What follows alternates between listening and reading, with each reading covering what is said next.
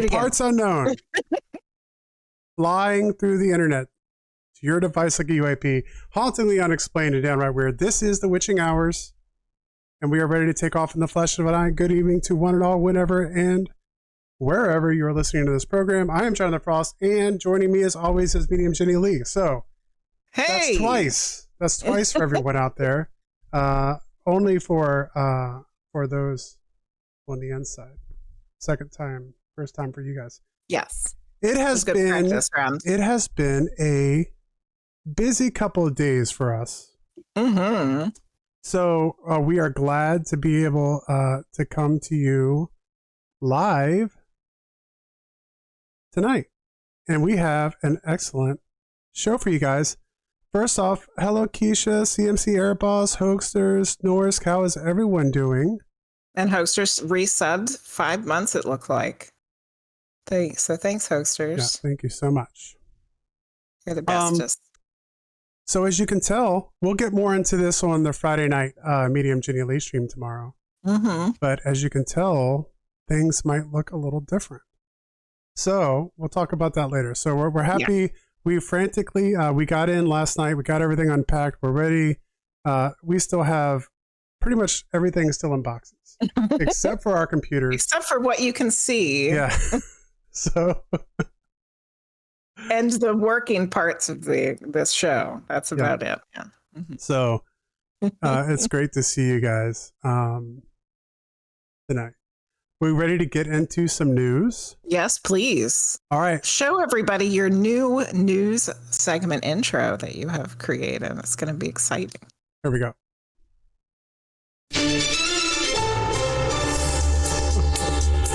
Oh, I gotta switch cameras. That's okay. Okay. The news. I've been out of the loop, so I grabbed a couple stories for us. I had a lot of people. I know CMC Airboss and Hoaxers and Keisha. We were in Discord talking about what's going on with the submersible. I wasn't even able to catch up with that story until this afternoon. I had no clue what was happening. But Titanic sub suffered catastrophic implosion. All 5 aboard are dead, according to Reuters. The 5 people aboard a missing submersible died in a catastrophic implosion, a U.S. Coast Guard official said on Thursday, bringing a grim end to the international search for the vessel that was lost during a deep sea voyage to the wreck of the Titanic. And before the stream started, Cheryl was telling us that she has spent time on a submarine and she knew exactly what was going to happen to those poor folks. Yeah. Yeah, it's sad. I know there's a lot of conversation that can happen about, about whether people should be doing it and all of these things, but it's sad news. And I'm a person who is for exploration and people pushing the boundaries and frontiers and all that stuff. So, human beings have died. Unfortunately, like I said, I was out of the loop on this. So when I was looking at the stories, the first story I read was how they thought they heard noises and they were like still hoping to recover. And then I found another story that said that they had found wreckage. So the second story I have for tonight is archaeologists have discovered the world's oldest Neanderthal cave engravings. Mm-hmm. Scientists have discovered the oldest engravings made by Neanderthals in the world. In the wall of a French cave. I'm pretty sure we have known it. Well, we've known about this cave for a long time, but the drawings themselves are recently discovered. They're lines, curves, dots made by Neanderthal fingers that date back 57,000 years ago. Wow! And possibly, amazing. Yeah, really old, and possibly as early as 75,000 years old. Must be something about the French area, because that has been apparently the art world for about 75,000 years. Yeah. And that's a good point that you bring up because I was getting ready to get into this is making them the oldest known graphic traces of any human species on a shelter wall in Europe. The discovery that Neanderthals carved out La Roche-Cotard, a cave near the Loire River, I might be mispronouncing that, illuminates the sophisticated and symbolic behaviors of our long-lost relatives who belong to the same human family as Homo sapiens sapiens.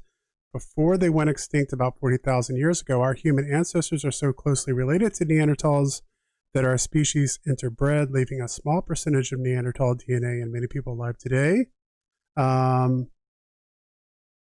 Yes, despite this shared ancestry, our extinct cousins were saddled for decades with unflattering assessments about their cognitive abilities relative to Homo sapiens. In recent years, the British stereotype of Neanderthals has been challenged by a series of discoveries that suggest they were culturally complex humans who buried their dead and expressed themselves artistically through evidence of their symbolic behavior is rare and often hotly debated among experts. So yeah, I mean, it is. It's art. It's human art dating back possibly as long as 75,000 years ago. Amazing. So one of the researchers who had been working on this was actually doing research in those caves. The cave was discovered in 1912. He was doing work on it in 1975, and just recently went back and started doing more work there. And I think the article said 2008. And in 1975, a lot of what he was discovering there was kind of being blown off because of the kind of bias of what science thought about Neanderthals. So we always seem to think that we're the smartest in the universe for some stupid reason. Well, I do know that Neanderthals actually had bigger brains than humans, Homo sapiens sapiens. So we don't know what exactly that means, but you can imagine. What else you got for us tonight, Frosty? Bombshell letter reveals Canadian politicians' concerns of covert UFO programs involving Canada and the Five Eyes Alliance. In a bombshell letter, Canadian politician Larry Maguire has urged Canada's Minister of National Defence to request a briefing which could verify that Canada and the Five Eyes Intelligence Alliance are involved in a secretive program concerning the recovery and exploitation of materials originating from unidentified anomalous phenomena, UAP. The letter came into possession of investigative journalist Jeremy Corbell and someone you may know, George Knapp, who premiered details on their podcast. And so essentially we have, here we go again, more politicians, government officials asking for more information for their government to disclose more information on what they know about UAPs, UFOs. If you're not familiar, the organization they're talking about there, the Five Eyes, that's the American, Great Britain, Australia, Canada, New Zealand. So all those governments connected there on sharing information they know about UAP. So we'll see if anything comes out of that. You know, typically in the past, I would have not thought anything about it, but here lately, there sometimes seems to actually be information that has been coming out. So we'll see if we get anything else. And speaking of, that's a great segue. Yeah. To our guest this evening, Cheryl Costa, New York native. She enjoyed a 32-year aerospace industry career at Lockheed Martin. Completed a bachelor's degree with the State University of New York at Empire State College in entertainment writing and production. A 3-time published contributing mystery writer in the popular mystery anthology Adirondack Mysteries and Other Mountain Tales, Volume 1, 2, and 3, and has written groundbreaking books including UFO Sightings Desk Reference, United States of America 2001 through 2015 and 2001 to 2020, the UFO Beat, UFO Scholar State Statistics Series. In 2021, she published Magical Musings of a Rogue Witch, a book about personal magical practice and her life as a Wicca clergy for 44 years. Please welcome guests to our show, Cheryl Costa. How are you doing, Cheryl? I'm doing fine. Excellent. Frosty, don't forget to switch the scene We're back. there. There we go. Flippity flop there. So, is there anything that you wanted to say about that last news thing we had going on today about the? Had you heard about that yet? I'm up to my knees in it.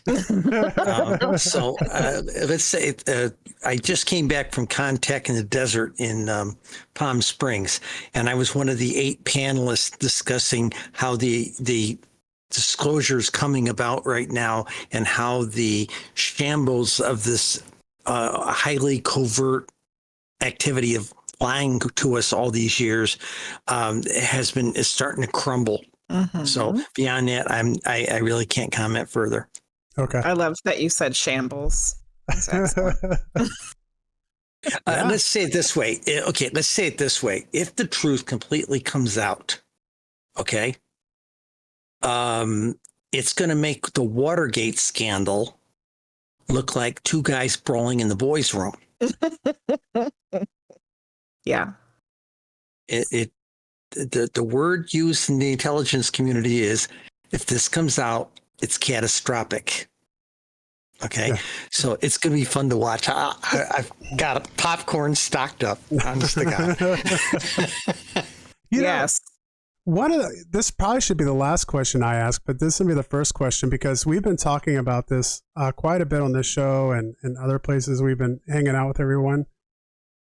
Are we living in an age of disclosure right now? It's hard for me to determine whether we're living in an age of misinformation, if there's real disclosure, if it's disclosure and people don't realize it's disclosure. What do you think is going on? There's a lot of misinformation put out there. Okay, that's what we were afraid of, Cheryl.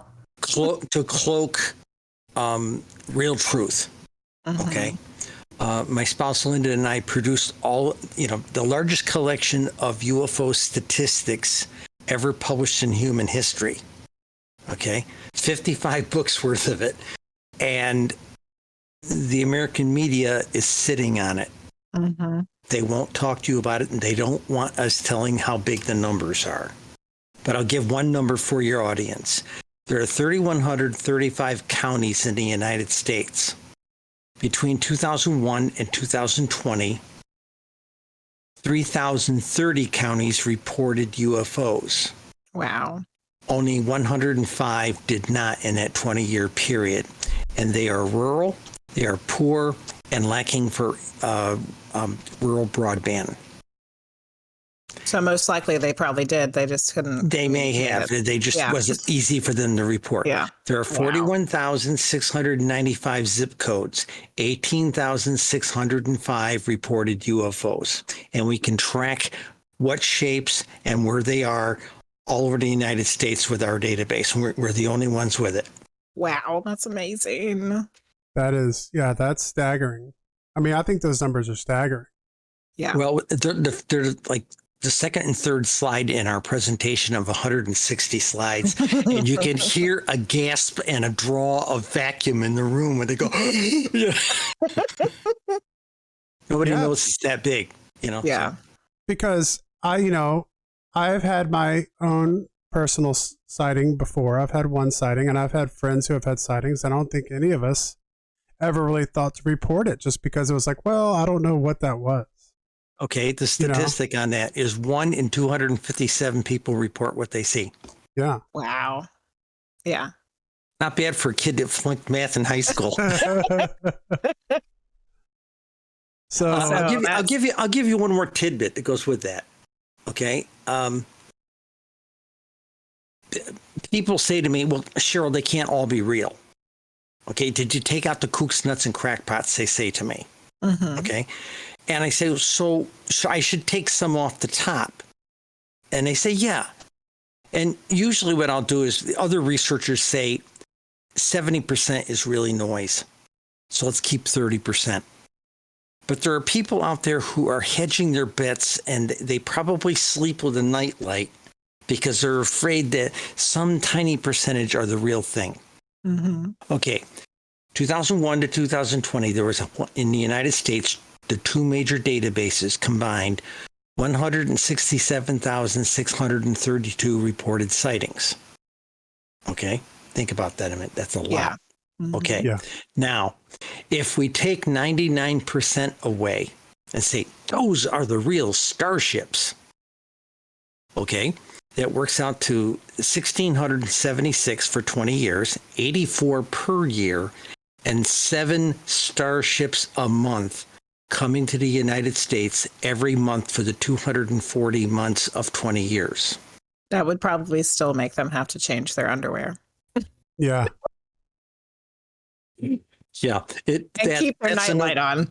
That's another one when you do that in front of a very large audience. Yeah. The wind going back in the audience is amazing. Yeah, I bet. Good Lord. And I mean, using those statistics, I would say, that's not some rogue, that's not a rogue sighting. That to me, those numbers would suggest that there's something here, and there's something here consistently, and there's something here in large numbers. Regularly scheduled, trust me. Yes. But let's go down that path for a moment. If you look at the numbers, tell a story, and statistics, as they say, don't lie. Correct. Numbers don't lie. Mm-hmm. So that's why we're sad on.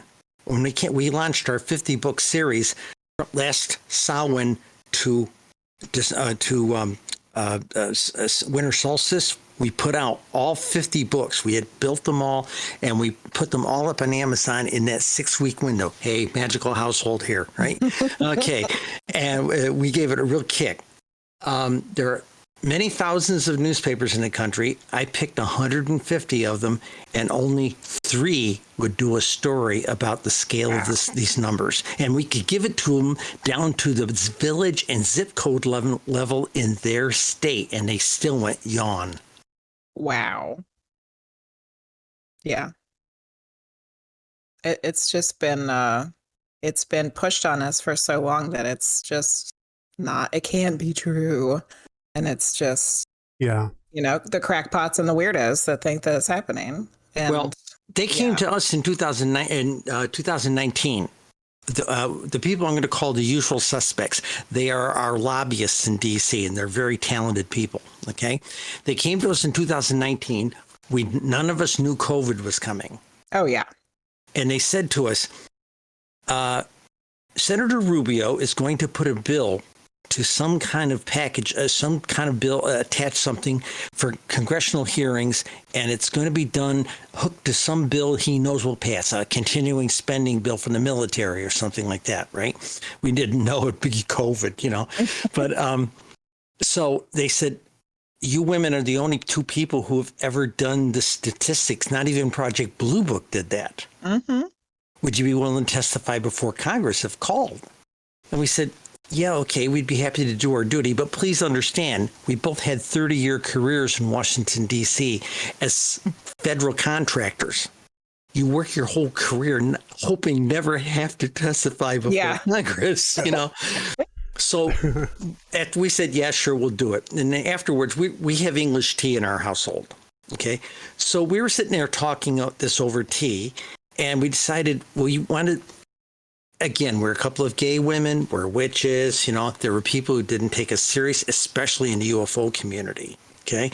We said, we know what a congressional hearing looks like. And if those guys are up there thumbing through a big, thick book, we want people to know it's our book.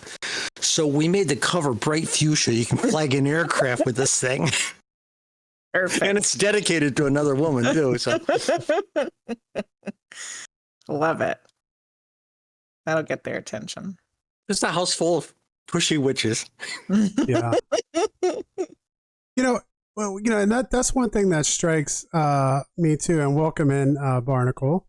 Kind of going back to what you're talking about, and like you said, Medium Jenny Lee, about the crackpots and so on and so forth. But that's the thing that I think really, not that anybody's eyewitness should necessarily be discredited.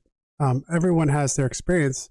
But I think the thing that sticks out the most to me is that so many people who have witnessed these events are military, police officers, security guards. Not that those jobs trained observers. Exactly. Yeah. That's exactly what I was going to say. Not that that gives them any more necessarily credibility in my mind, but they're trained to look around and see what's going on.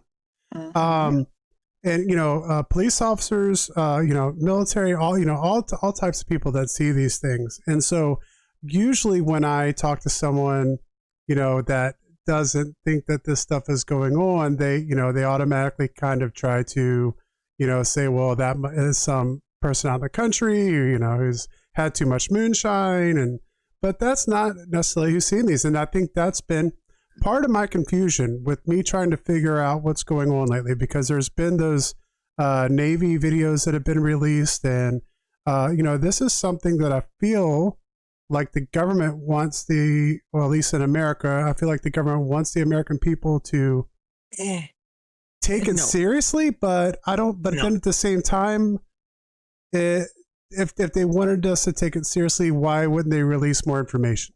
No, I think ET's pushing it. Okay.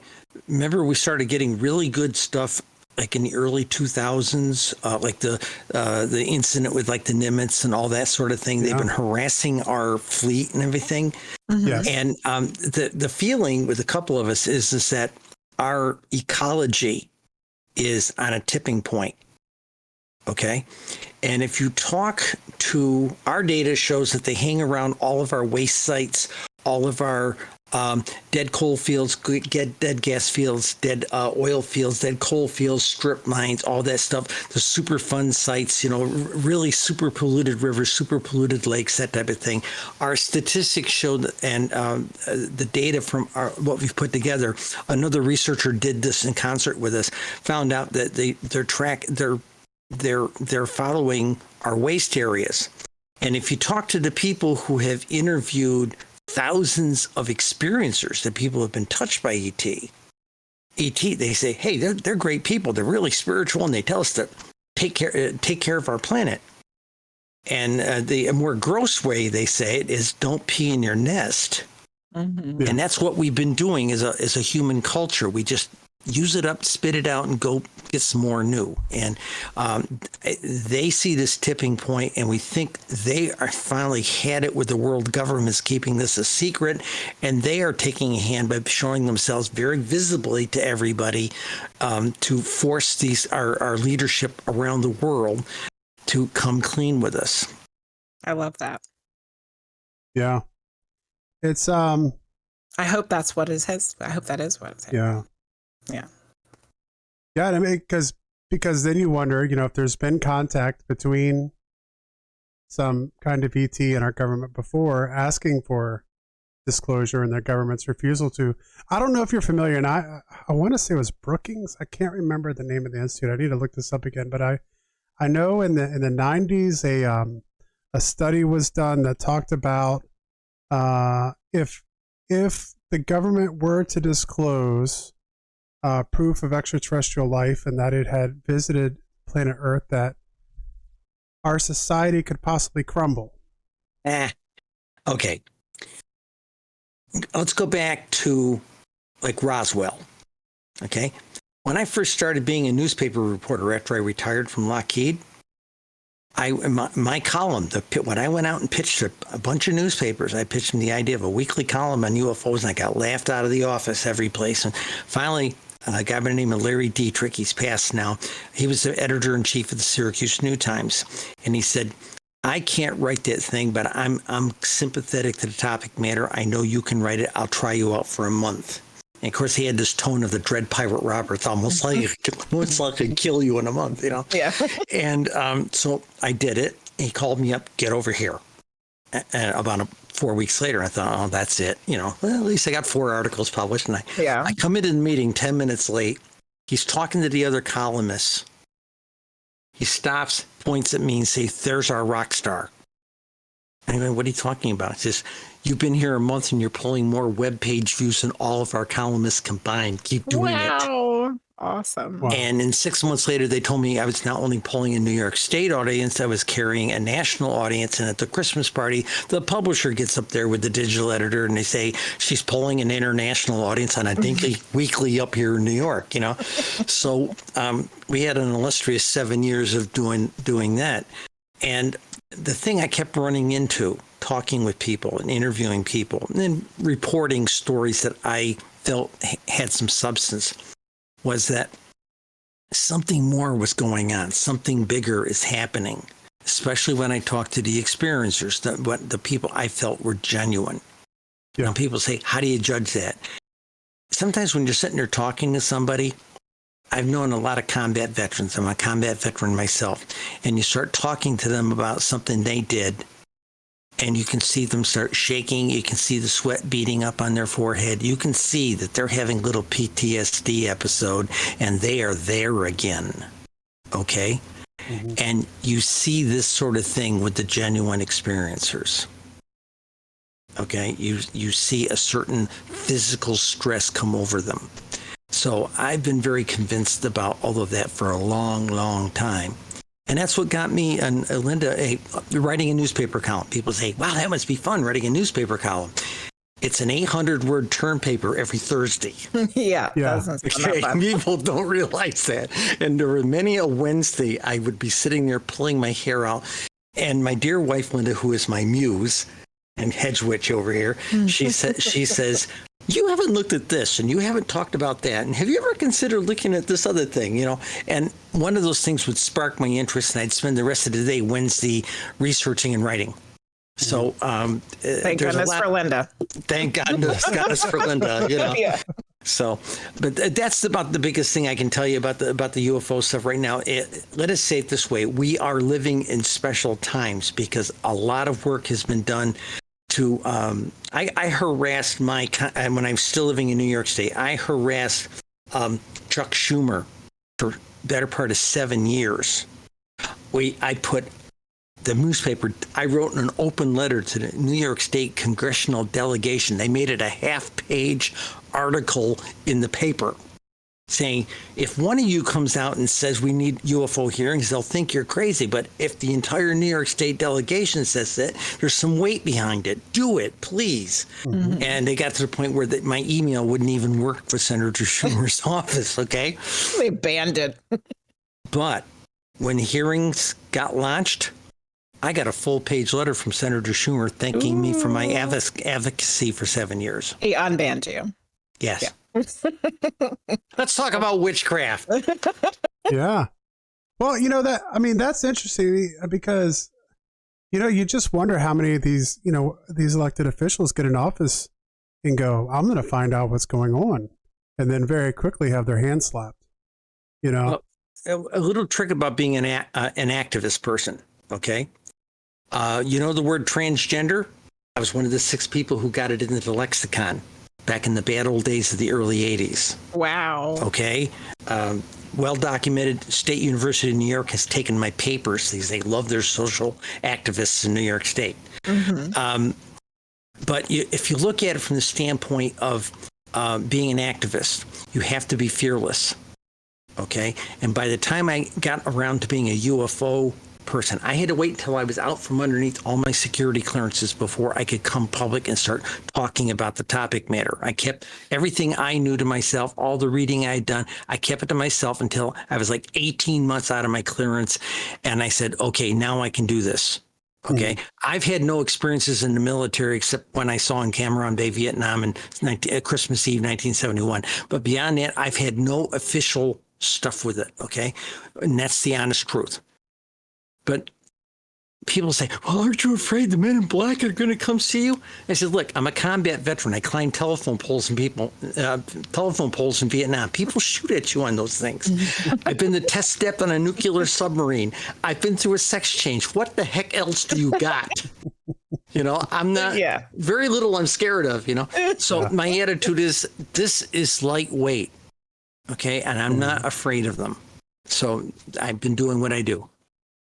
And yes, we've been followed around and had our phone tapped and, black cars with tinted windshields in front of the house.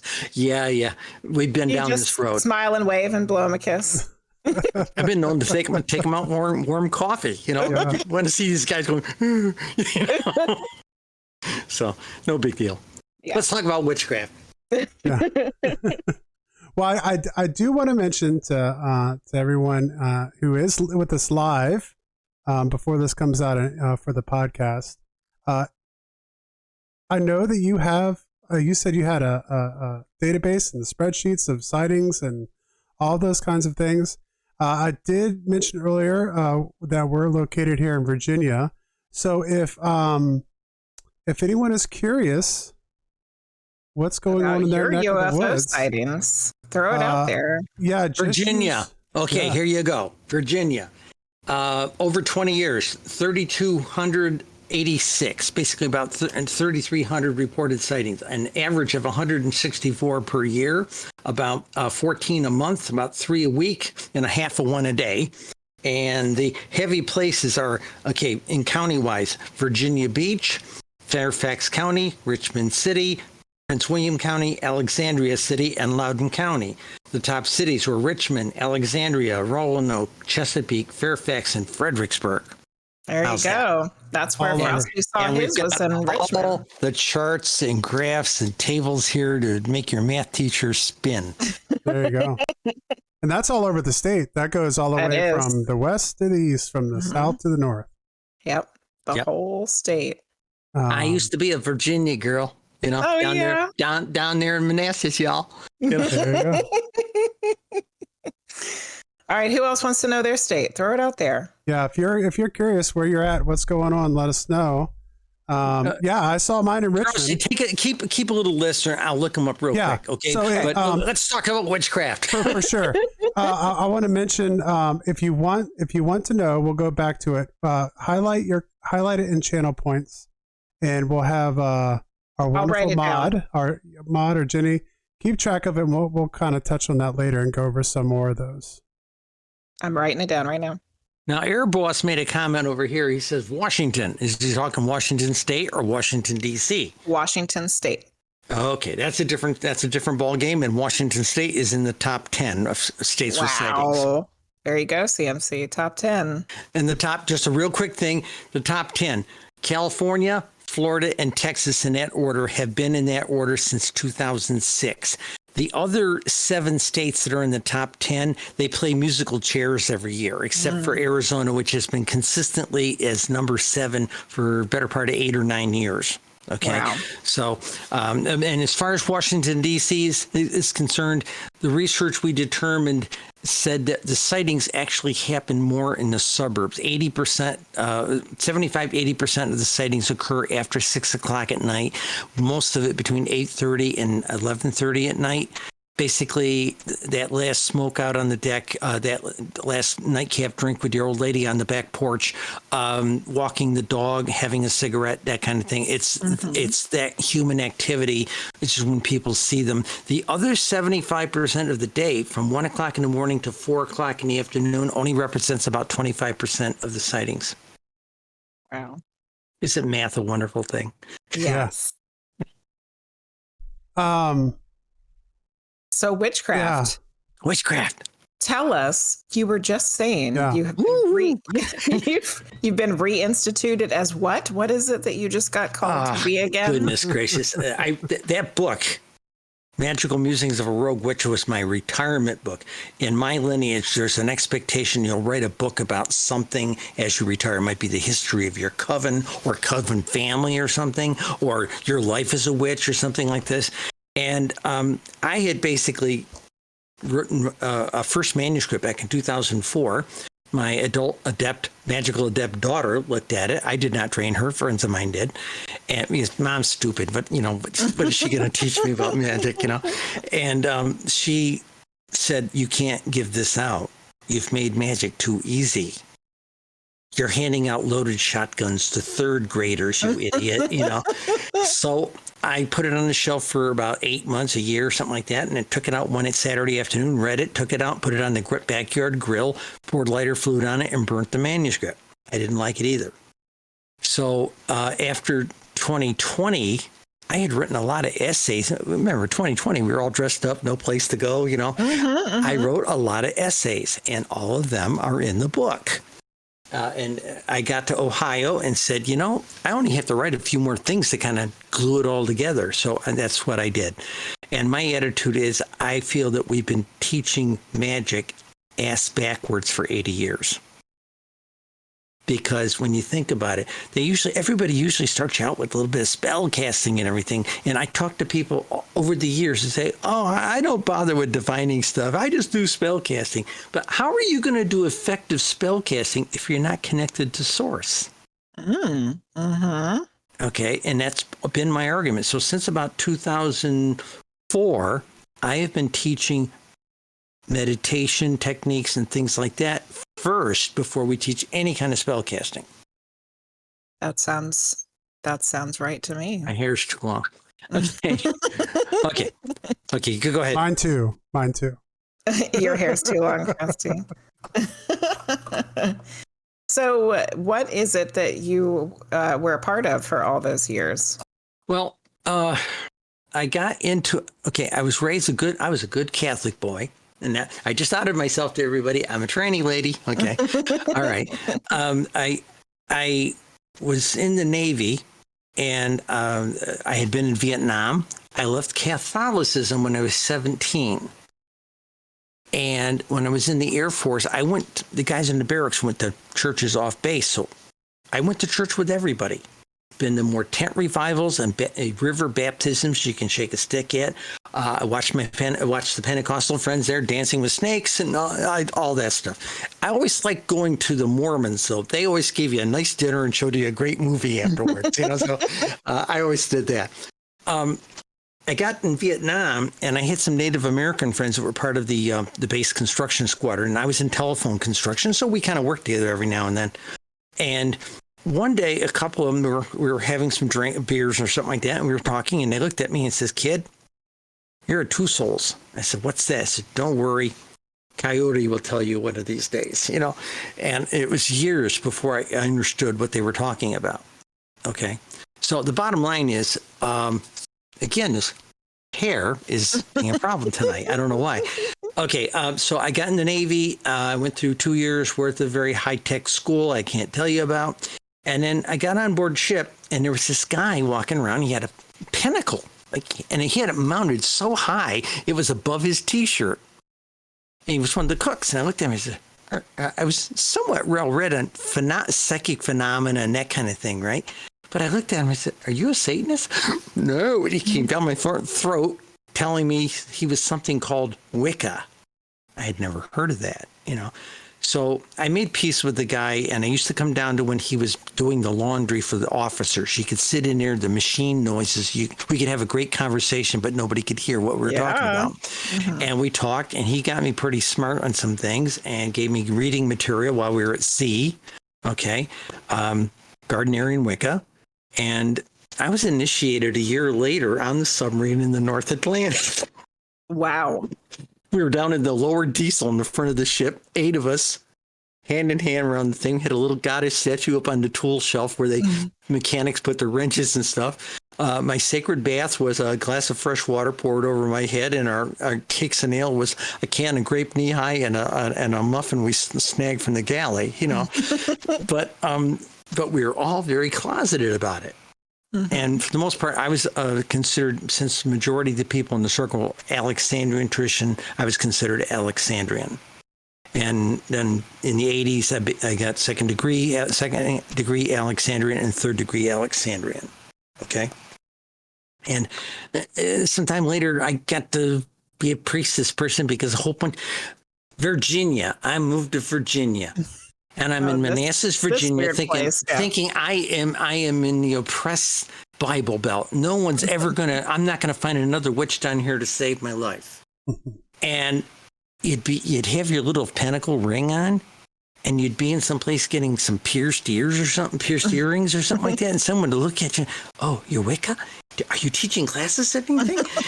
Next thing, within a month of being down there, both my spouse and I had about 8 people over the house for a circle.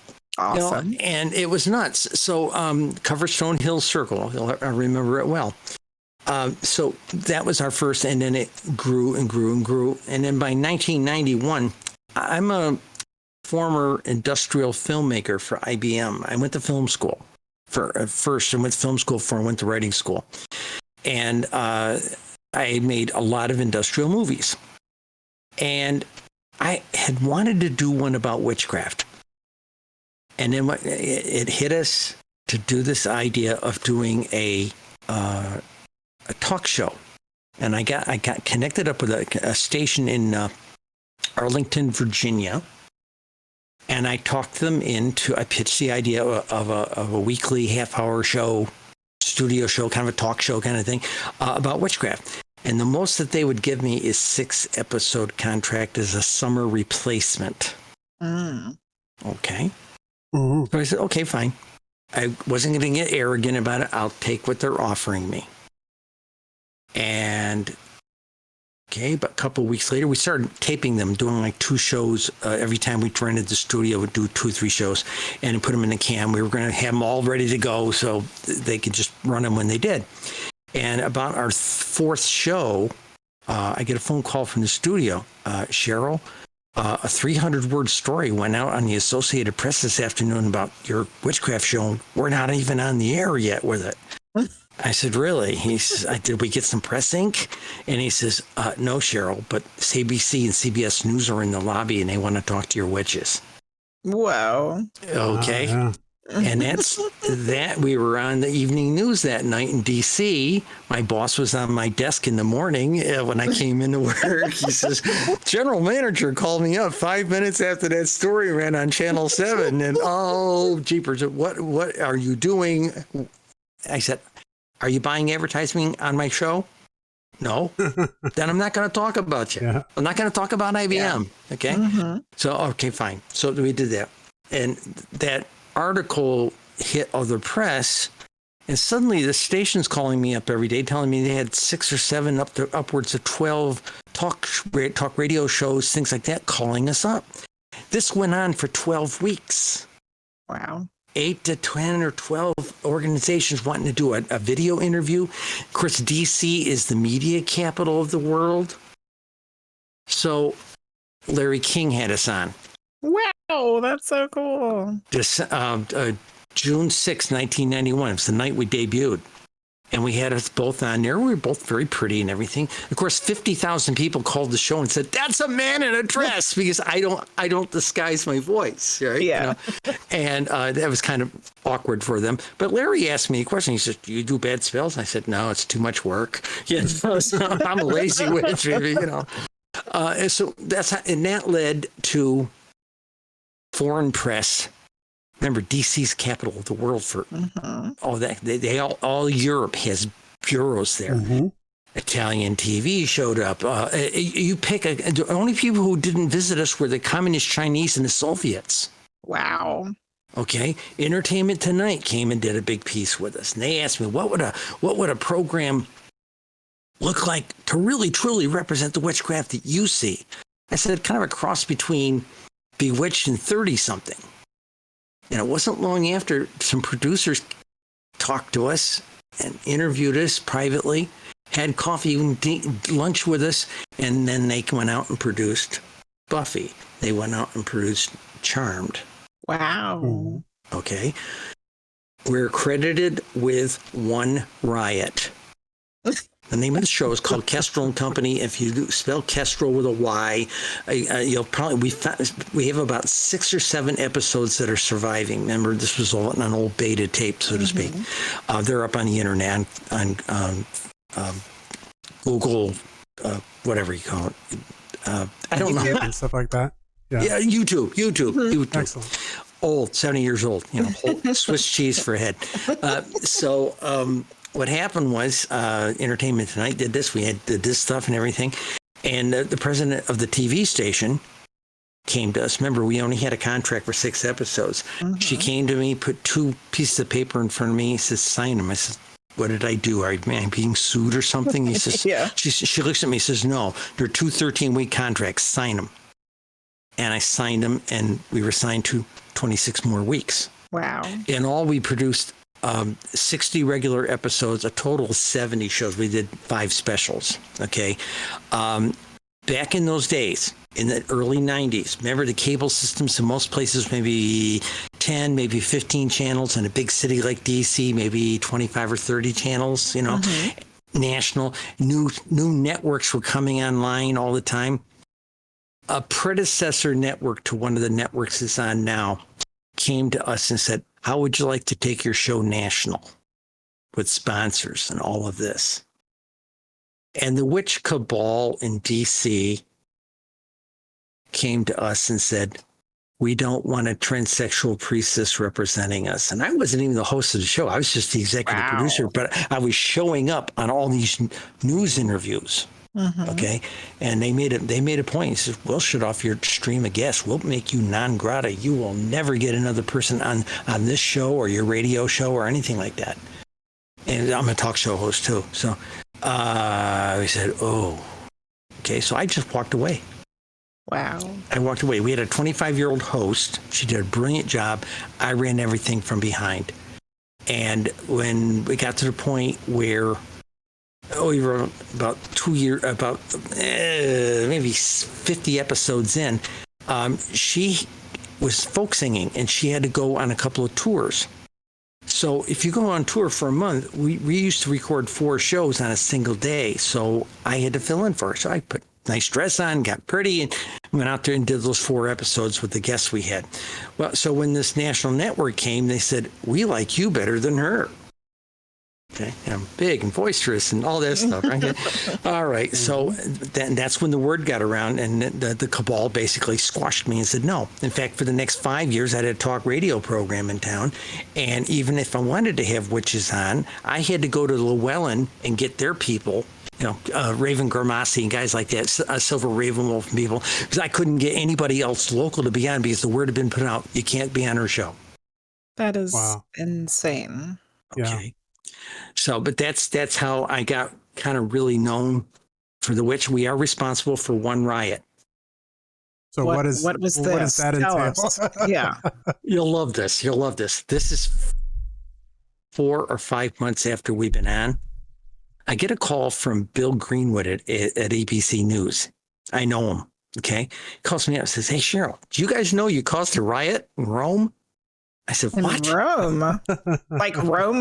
Like Rome like in Italy? Rome? Yes, Rome, Italy. I says, what do you mean? How? He said, you did an interview with Italian people, right? And I said, yeah. You guys did an interview with Italian Look, right? And I said, yeah. And you did an interview with Rome Channel 4, right? And I said, yeah. I mean, their bureaus here, and they said, okay. Both those magazines hit the newsstand the same week. And that was also the same week that Rome Channel 4 ran their 6 o'clock to 7 o'clock hour documentary family series, ran a thing about us. And when that finished airing, the way we understood it, all these women started coming out of their high rises in Rome and started marching through the alleys and streets, and more women were joining them, and they were chanting.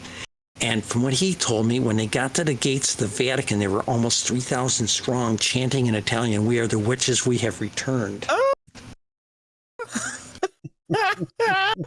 All because of a $50 a week cable access program. You're right. I love it. I would have been in there. But when we took the show off the air, when we did the last shows, when we took it off the air, we were interviewed by a major paper, a notable one. And the guy who did the review on it made the comment, he says, here's 2 kitchen witches in Laurel, Maryland, produced 70 episodes of television. The world is eating from their hand. World News Organization is eating from their hand. And they produce this show for an average of $50 to $100 a week. What do they know that the moguls and lawyers in Hollywood don't? Maybe that's real magic. Oh, yeah. The real magic, yeah. So, yeah, well, that whole thing with the press, for the AP story, we did I'm drawing a blank here, but it's been a long day. Our merch, Equinox, or Spring Mysteries thing, offering. We made an offering for fertility to bring visibility to our show. Okay, and that was the magic that we worked for that. And I'm drawing blanks on Sabbath names right now because I'm on camera, So. Yeah. And it's been a long day. I've been hired by again, I said I thought I was retired, and then the goddess leaves you a little message on your answering machine. There's this little known, seldom used reserve activation clause. You're back in business, hon. Working with the goddess is like working for the CIA. You can take sabbaticals, but you never quit. Yeah. Okay.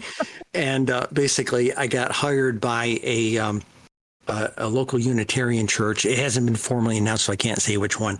But I got hired by a Unitarian church. I'm going to be their pagan chaplain, and we're going to be doing running a good group inside the thing, not a cups chapter, but we're going to be running a good pagan affinity group in the congregation. Where we just announced we're going to be doing a year and a day class, and we'll take up to upwards of 50 or 75 students for it. I've got a laundry list of like 14 or 15 national speakers who are going to come on in Zoom calls in our 3-hour lectures over that year and a day kind of thing. They are going to get a world-class year and a day class. Wow. And then the other thing is we're going to start opening up the church facilities for the 8 Sabbaths of a year, and we'll make it a ritual and a dinner, bring a dish to pass kind of event. Now, I did a thing like that up in Syracuse, New York, back in 2019 going into 2020. And of course, COVID's hit us. But bottom line, our first couple of things, we thought maybe 15, 20 people would show up. We had 60 people for the first one. And we had to start planning for we started going out and talking to fire halls because we were afraid we were going to get like 300 people showing up, So this is the kind of stuff I've been doing over the years. Planting little seeds and having very big blossoms. Yeah. Okay. Well, that's always a thing too, in terms of, when people are marginalized or they feel like they're on the outside, they're always looking for their thing to be able to connect with. So to be able to get something out on TV that people feel like they can identify with and become part of, it happens in everything from religion, or just for an example, like I felt that way in the 90s with Headbangers Ball, right? They're playing my music or they're doing my thing, and it's just a human response, really, and that's wonderful. That's absolutely excellent. Thing your audience should understand. Yes, we had a very highly visible, internationally talked about television program about witchcraft. And it was straight up. There was nothing hokey about it. It would be always the first season. She was sitting on a pillow there in front of a coffee table with altar stuff on it, and her friends, the people she's interviewing, are sitting on pillows, and there was incense smoke wafting through the air and things like this. It was great for cinematography kind of thing. And in the second season, we moved to a fireplace in the center and a couple wingback chairs, and had the casual thing there. But the bottom line on the whole thing was, we never made a cent on it. All we ever made the wish to use the magic for was to bring the resources to us, not the money. Yeah. Yeah. Okay. And so that's always the best magic. Ask for the resources. Don't ask for money. God's laugh at you when you ask for money. Yeah, for sure. Yeah. And so, am I rich and famous? I have a pension, and I live on a pension, and I do what pensioners do, as they say. But the bottom line on all of this is that it was good magic all the way around. We did everybody, the 50 or 60 people who volunteered to come in when we did a circle, when Entertainment Tonight was there, we had 50, 60 people in the studio, and we were doing a Sabbath ritual. Okay. There's a writer that's very famous with Llewellyn these days. His name is Ivo Dominguez Jr. Okay. Ivo was the high priest sitting with Kestrel doing the ceremony in the center of it, So I know everybody. And back in those days, none of us were anybody. Okay. Yeah. And that's how we did. That's the kind of stuff we did there. But mostly I was a teacher. Okay. And I went and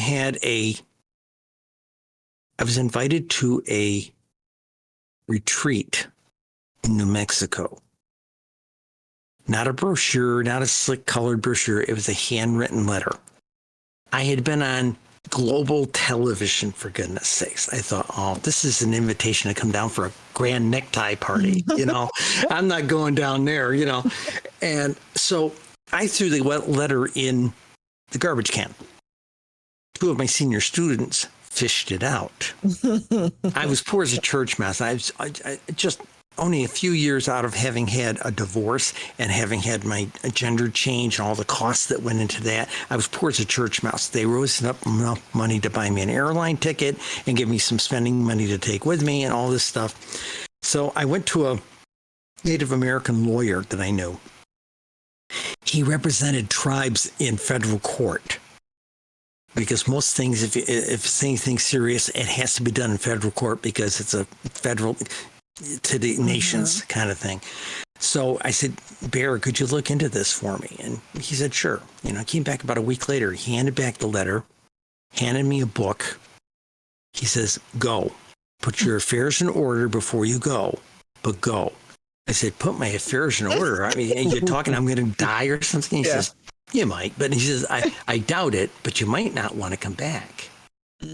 Oh, okay. So we did all this. Plus this book, he says, read this before you go. I said, can I read it when I come back? He says, your life depends on it. So I read the book the entire time I was flying out there with layovers and all that stuff.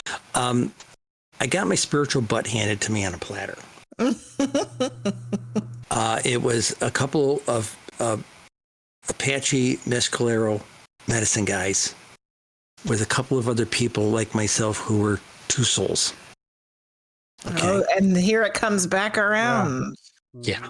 So what does it mean? Well, there's more to, okay, here we go. What does this all mean? So we got it explained to us. And, but we got our butts handed to us. Now, when I went there, I was known in those days as Lady Cassandra St. John. Okay, fine.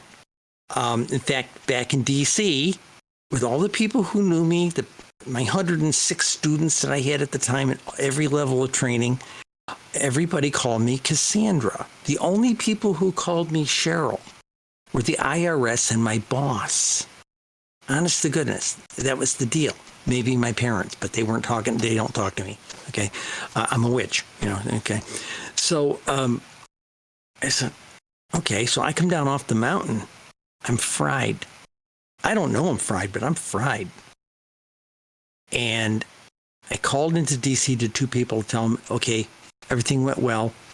I'm flying home. These are the flights I'm going to be in. Pick me up at the airport. Fine. But when I called them, I said, hi, this is Cheryl. They knew something was wrong. I got back, had my doctor look me over. He said, I think you had a micro stroke. Go to my therapist. Okay. She looks at me and she says, I was a non-practicing Jew when I first met you 2 years ago.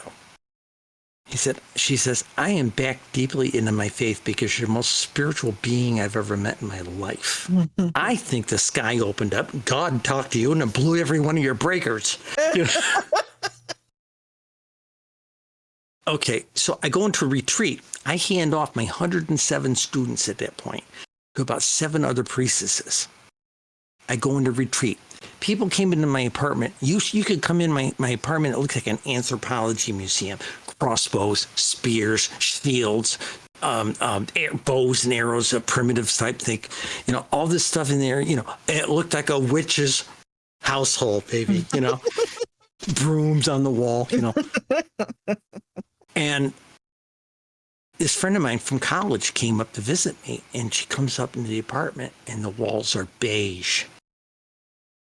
And she says, what is wrong here? And I told her what happened in New Mexico.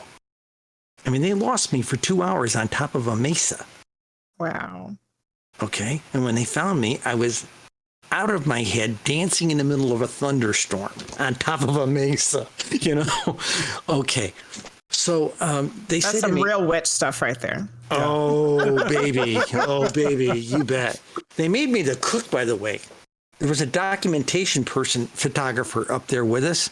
And I hate to say this, but the guy who was supposed to come up and do the cooking had been in a car wreck before we got there. And he said, Cassandra, we're going to have you do the cooking. We hear you're a good camp cook. And I said, who told you that? You know, but yeah, I am. But, you know, I didn't understand it. So me and this other lady were going to do the cooking. Okay. So if you saw pictures of us sitting in an afternoon teaching going on, It looked like something out of National Geographic. We're sitting there in these skirts, but no tops on. Okay. I got 8x10 glossies over in the paperwork, it's crazy. So that was the nature of this whole thing. All right. I get back there. She's like, this friend of mine's 2 years later. I've been getting up 2 or 3 o'clock in the morning, sitting in an empty bathtub, sketching in a sketch journal book.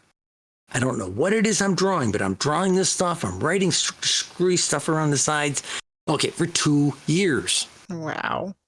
And finally, this friend of mine came to town. We went to college together. We were in a theater program, that type of thing. And she says, I got a comparative degree in comparative religion. Let me look at that. So she flips through it and she says, Tibetan Buddhism. What else would you like to know? I said, what? Tibetan Buddhism. I know, I've heard of Tibet. They got Buddhism there? She says, yeah. So we drove around town, got the yellow pages out, drove around town, went to all these temples and things, and nothing resonated. We get out into the burbs, and we're driving up this road to up to this place, and I said, Steph, stop.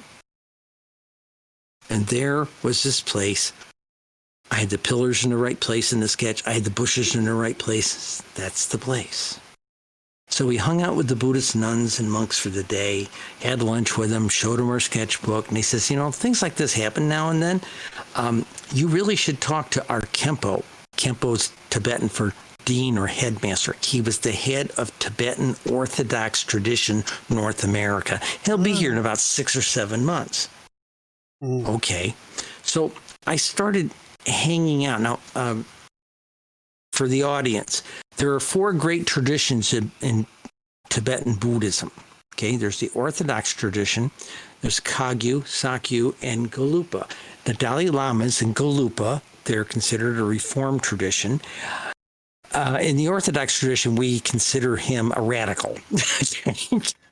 Think of it like the Orthodox tradition is like the Russian Orthodox priests with the big hats and big beards, and these guys are the Episcopalians. Okay, that's the flavor. So I started hanging out with them. I went incognito. I volunteered in the kitchen, helped on Sunday morning when they do the meal. They fed everybody after they went to temple and everything like this. And even a couple of my students wandered in one day. I said, shh. I'm here incognito. Leave me alone. Mother priestess, why are you working in the scullery, washing pots and pans? Shh. Okay, fine. I hung out with the Buddhists there for 5 months. I couldn't stand them as far as I could throw them. Biggest pretentious bunch you ever met in your life. Fine. I don't come back to the temple for about another 6 weeks. I get a phone call from the monk who runs the kitchen. He says, where the heck have you been? Kempo's here. I need you to come over and work your magic on the hors d'oeuvres. You know how to do hors d'oeuvres better than anybody. Come over here. Okay, so I say, yeah, all right, fine. I'll go over there. I'm going to be in the kitchen cutting all this stuff up. I'll never see this guy. Ever. Okay, was my attitude. A good buddy of mine from New Jersey, she was there. Her name was Lynn, not Linda, my wife, but Lynn. And Linda's a good Jewish lady from New Jersey. Her little goddess pin that's got 2 arms coming up? She's got a Star of David welded between them. Really? Okay. So neither one of us figured we were going to see this guy. Okay. They tell us, he's done 300 people out in the parking lot that were there for the temple and shook hands with everybody. He's coming in here. Why don't you come out here in the lobby and maybe you'll get a chance to talk to him or shake hands with him or something like that. So here he comes, this little 5'0" guy, got a big entourage of American and Tibetan monks with him. And they're coming along. He's shaking hands. Hi, how are you? Hi, how are you? He gets up to me, shakes hands with me, stops, goes to a European handshake, gets right up into my face and said, I know you. And I stepped back and looked at him, Holiness, I've not met you in this lifetime.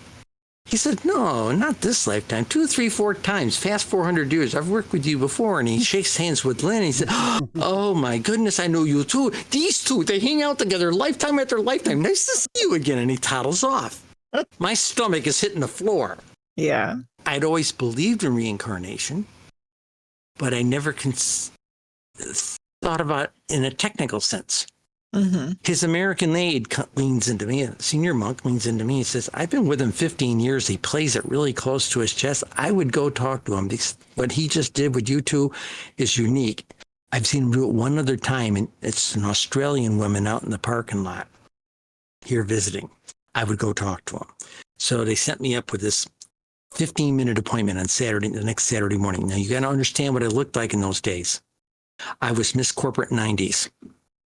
Charcoal suit, red power blouse, big nails, big makeup, big hair. My nickname at work was Napoleon in heels. Okay.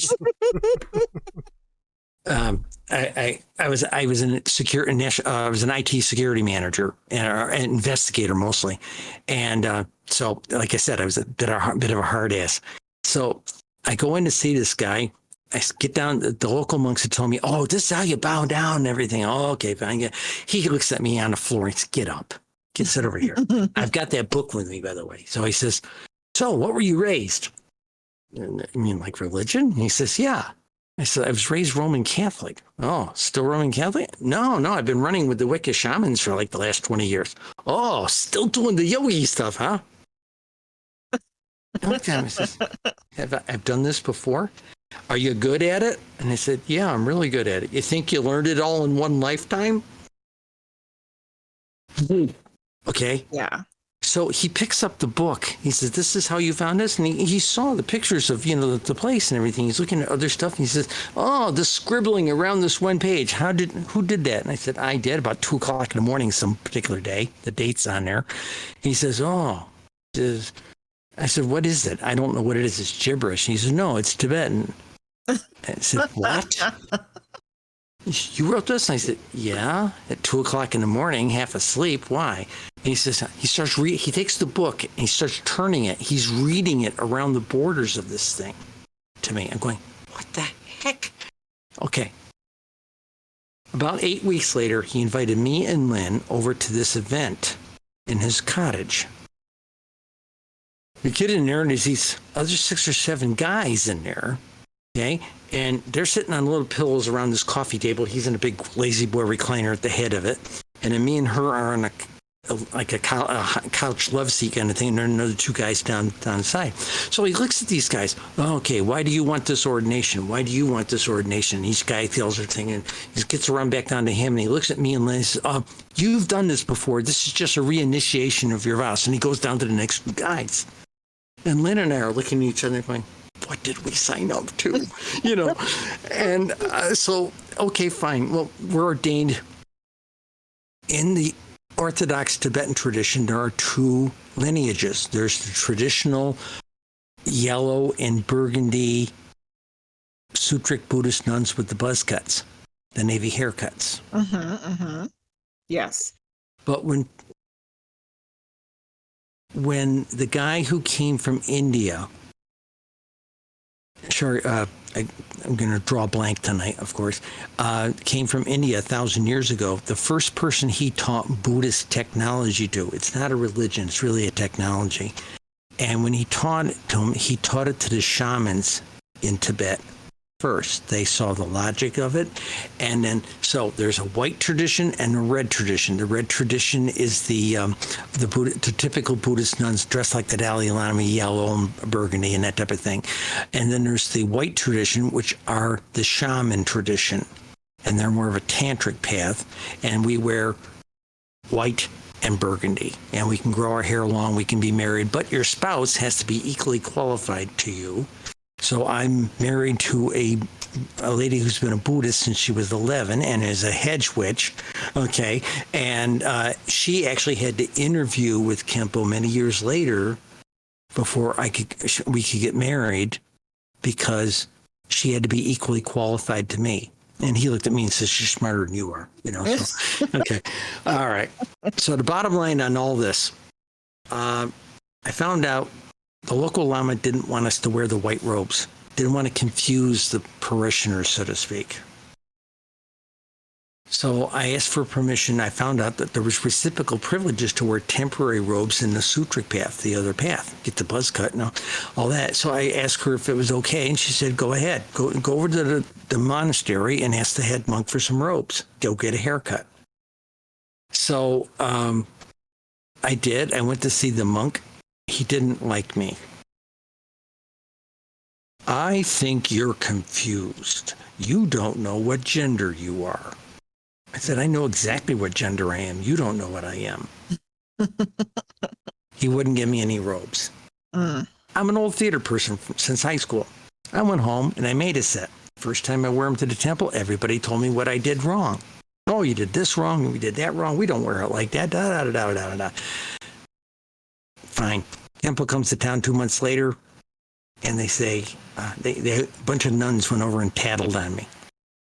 She's got non-standard robes. His aide calls me up. He wants to talk to you. I came over to see him. He's making tea. He says, oh, come in, looks at me. Turn around real slow. I turned around. He says, turn around again. I turned around. He says, you're still having trouble with the reincarnation thing, aren't you? I said, yeah, I am. He says, how did you know how to make an old world cut? I said, what? He says, this is how we wore them in the early 19th century. Wow. Subtle differences, but they were subtle. And I said, oh my God. He said, how did you know? I said, I just made him. It seemed right. He said, well, it's right for who you used to be. Yeah. So that got me on a different path with him. And I actually stayed in those monk robes for the next 7 years. And I learned an immense amount. And then he had me start a center someplace, a couple centers. And the only people who came to my center were not the Buddhists. They were the Wicca kids, the Wicca high school kids. And he took that as a symbol. Maybe you need to go back and teach them. Yeah. So I'm back. I went back to, in 2004, I went back to teaching the Wicca kids, as they say. You have been all over the place. Yeah. Through the middle. Done a lot of different things. Yeah. Like normal world things and crazy world things. Crazy world things. Crazy world things. It's you've had an amazing, incredible life. And now you're getting back in the saddle, getting ready to do some more stuff. Back in the saddle from 2004 to 2020, Yeah. Heck, we had our own temple in Syracuse, New York for just coming up on about 6 months until COVID hit us, and it just destroyed everything, so to speak. Yeah. I think the big thing to think about in all of this is how people ask me teaching, and I'll say, okay, first thing, you are not your body. Okay. Correct. This is just a chicken suit you put on every now and then to come play here. It's think of the world and all the reality we know of as just one big LARP. Yeah. Okay? And that's it. You're going to keep coming back. And they said, well, do you remember other lifetimes? Lama taught me how to touch my past. Do I have names for all of them? No, but I have a relatively good idea on time periods. I have been run through. I have died in childbirth. I have died of malaria. I have died of cholera, dysentery, you name it. I've been run through with spears. The last one before this lifetime went down in a German submarine in World War II. Okay. So our conversation has gone completely full circle now. We started with submarine. Funny how that worked out. But, something I think that's interesting about this too that I've been thinking about through this part of the conversation is as I've gotten more into spiritualism over the last few years, I've realized Wicca, whatever kind of gets attached to those things in our modern society has so much of an attachment to all religions, really, but also Eastern philosophy. In a big way, much bigger than people realize. Way. Yeah. And so it's really interesting that I'm seeing that connection again there with you. Well, remember one thing with Gardner. He incorporated stuff from Aleister Crowley, stuff he learned with the New Forest Witches, and stuff from the Masons. Okay. So he kind of made that up. So did Alexander's to some degree. This was all being authored. But the people who wrote books like Drawing Down the Moon and Starhawk's Spiral Dance, they're second generation people. And Starhawk was deeply influenced by the Buddhism, being out in California and such.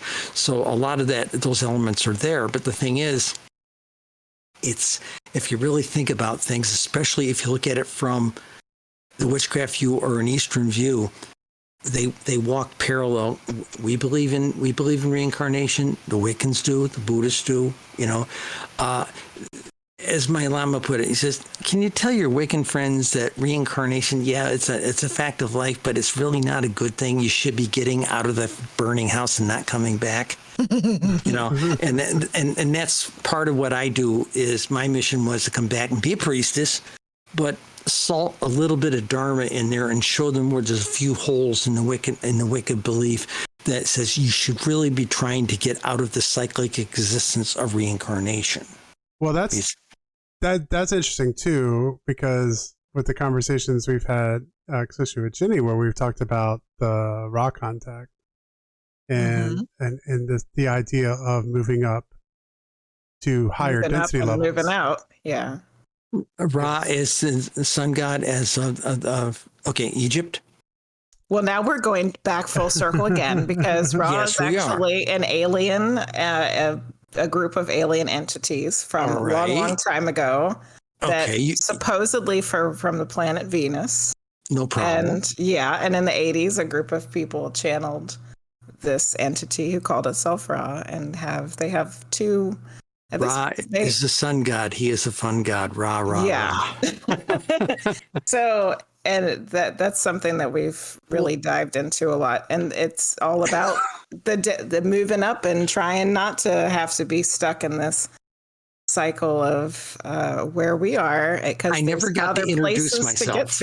I never got to introduce myself. My name is Cheryl Costa. I am a priestess of the goddess Aset.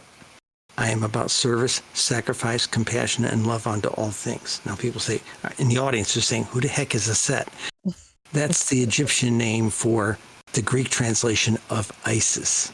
Yeah. I have been working for her since 1990, and I didn't pick her. She found me. Mm-hmm.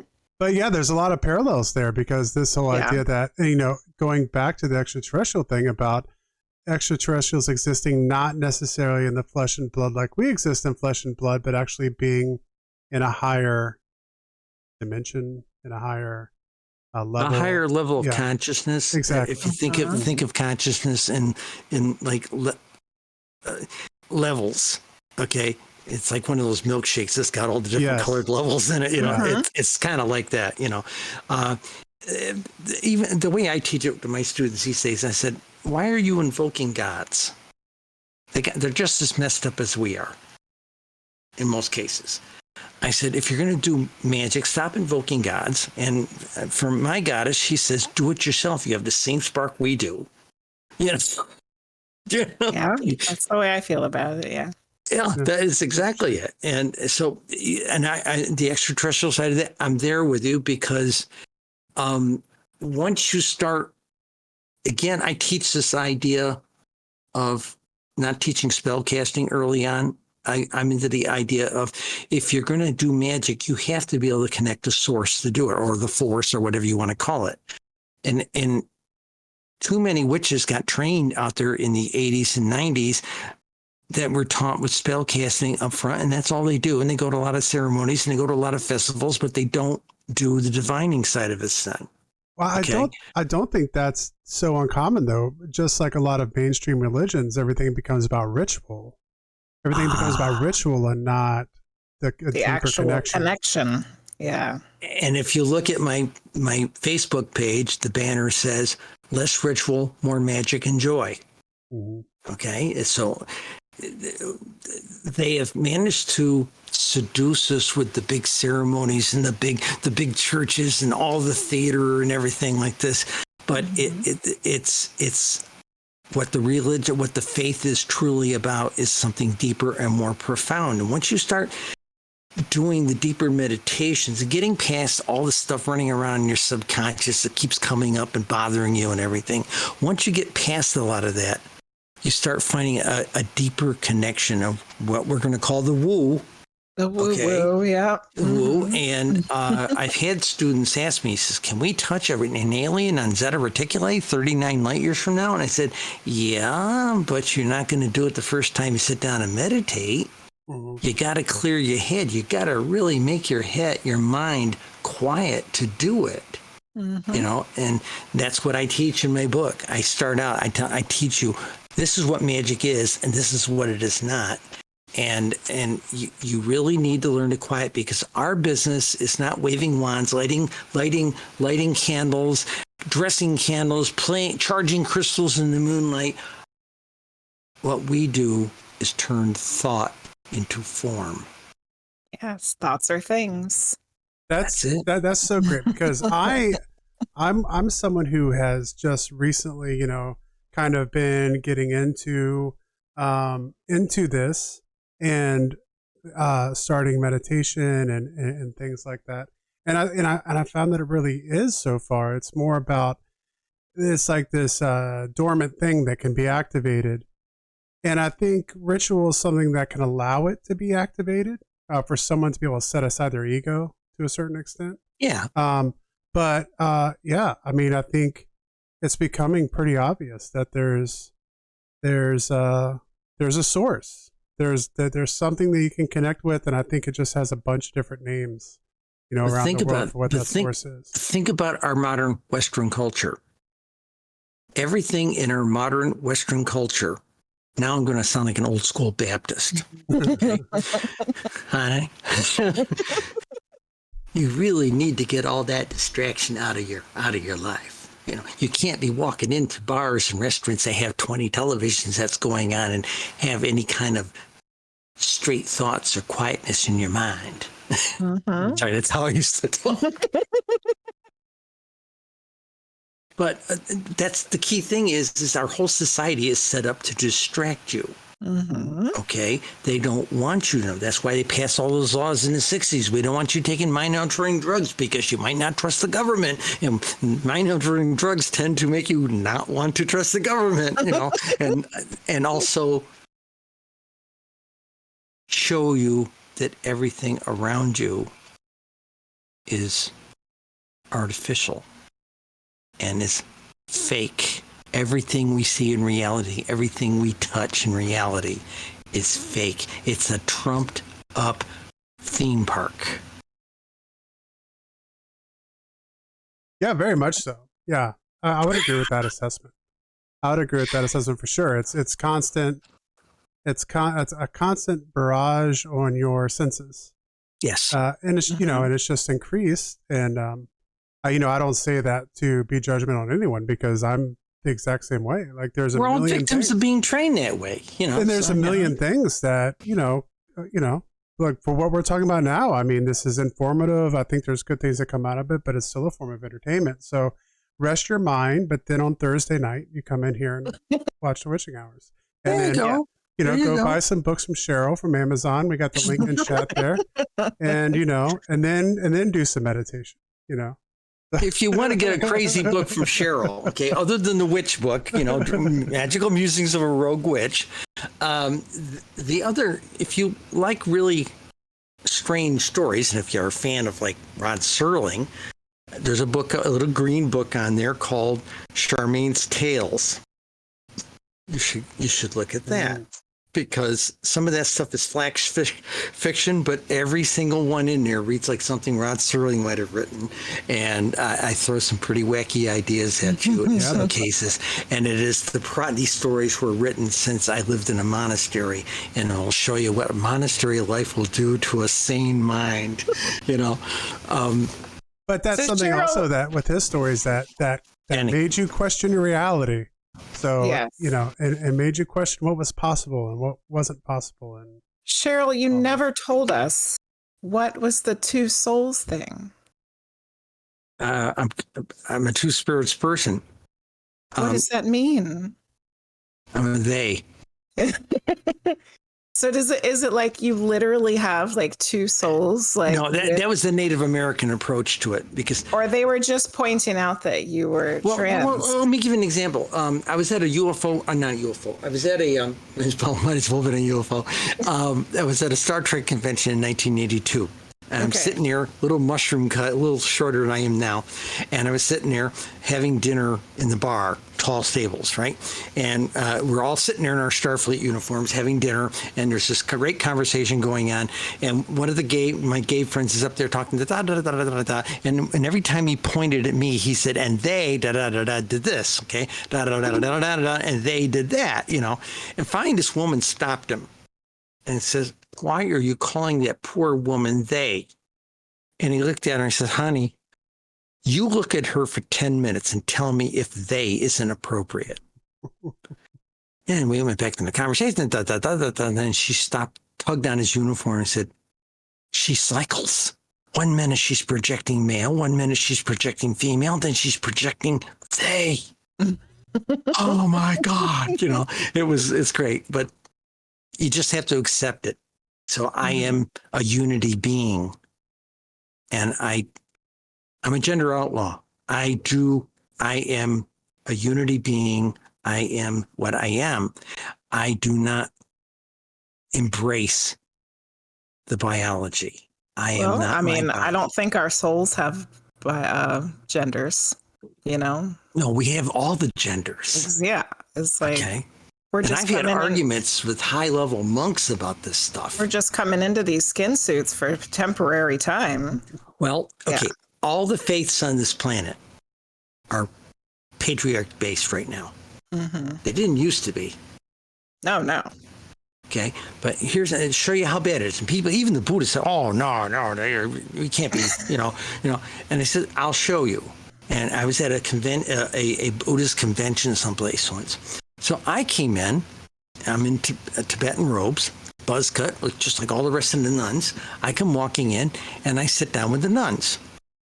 Of course, the monks were sitting up on stage. Mm-hmm. Okay, they came down, plucked me out of the group, brought me up on stage with them. I had no more sat down. 3 nuns came up, grabbed me, and took me back down below.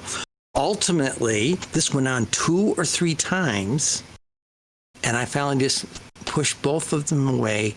I sat in front of the nuns, in front of the monks. Okay, in between. I am a bridge between the genders.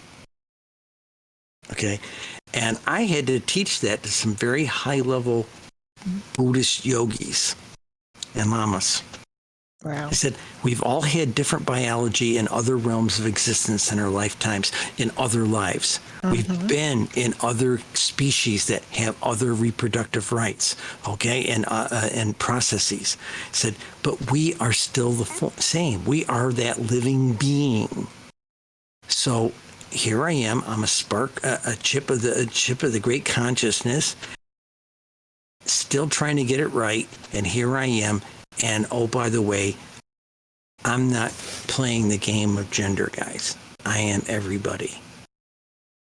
And they didn't know what to make of it.